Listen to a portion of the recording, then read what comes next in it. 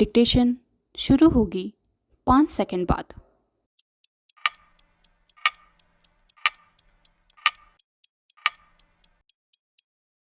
Start.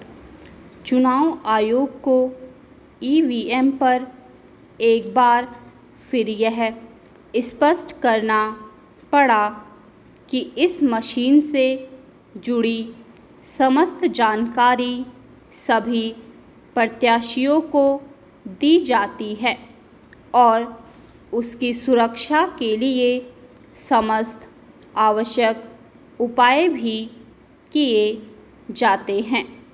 चुनाव आयोग को ऐसा इसलिए करना पड़ा क्योंकि कुछ विपक्षी नेता ईवीएम की विश्वसनीयता को लेकर अनावश्यक प्रश्न खड़े कर रहे हैं। पिछले दिनों पूर्व केंद्रीय मंत्री और राज्यसभा सदस्य कपिल सिब्बल ने भी यह कह दिया कि मतगणना के दौरान विपक्षी दलों को सतर्क रहना होगा और साथ ही ईवीएम से जुड़ी जानकारी जुटाकर रखनी होगी। इस तरह की सलाह का कहीं कोई औचित्य नहीं। विपक्षी दलों के रवैये से यह स्पष्ट है कि मतगणना शुरू होने तक कुछ और नेता ईवीएम को लेकर संदेह खड़े कर सकते हैं। ऐसा लगता है कि कुछ दलों ने ईवीएम को कटघरे में खड़ा करने को अपनी राजनीति का अनिवार्य अंग बना दिया है। वे रह रहकर ईवीएम को लेकर संदेह जताते रहते हैं।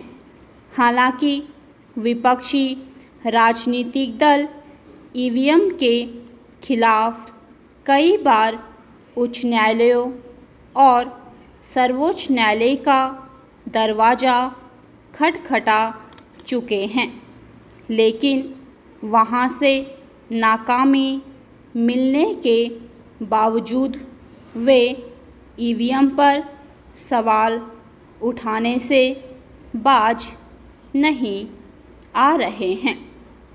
इसी के साथ वे चुनाव आयोग को भी कटघरे में खड़ा करने में लगे हुए हैं। कभी मतदान के अंतरिम और अंतिम आंकड़ों में अंतर को लेकर अनावश्यक प्रश्न खड़े किए जाते हैं और कभी मतदान के आंकड़े जारी करने में कथित देरी का हवाला देकर चुनाव आयोग को निशाने पर लिया जाता है। इस बार लोकसभा चुनाव में यह काम रह रहकर होता रहा। चुनाव शुरू होने के पहले भी सुप्रीम कोर्ट का दरवाज़ा खटखटाया गया और यहाँ तक मांग की गई कि ईवीएम के स्थान पर मतपत्रों से चुनाव कराए जाएं।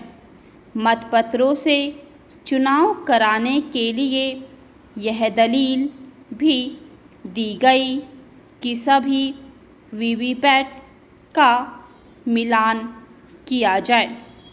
यह दलील एक तरीके से चुनाव प्रक्रिया को जटिल बनाने की ही कोशिश थी।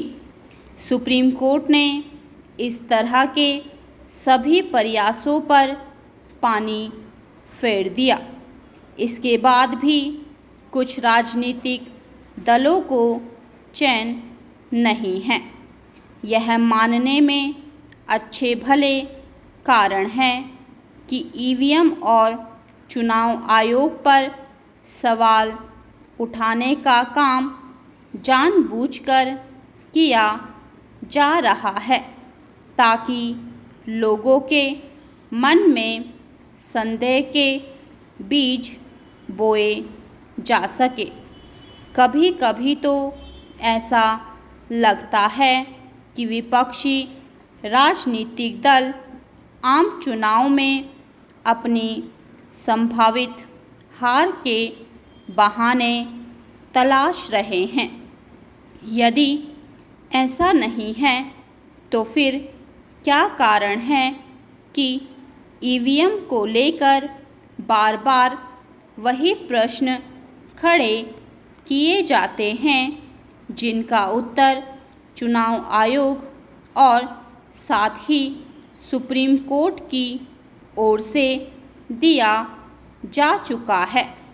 चूँकि यह स्पष्ट है कि ईवीएम को बदनाम करने का सिलसिला थमने वाला नहीं, इसलिए यह आवश्यक है कि चुनाव आयोग को कुछ ऐसे अधिकार दिए जाएं कि वह ईवीएम पर बेजा सवाल उठाने वालों के खिलाफ कानूनी कार्रवाई कर सके।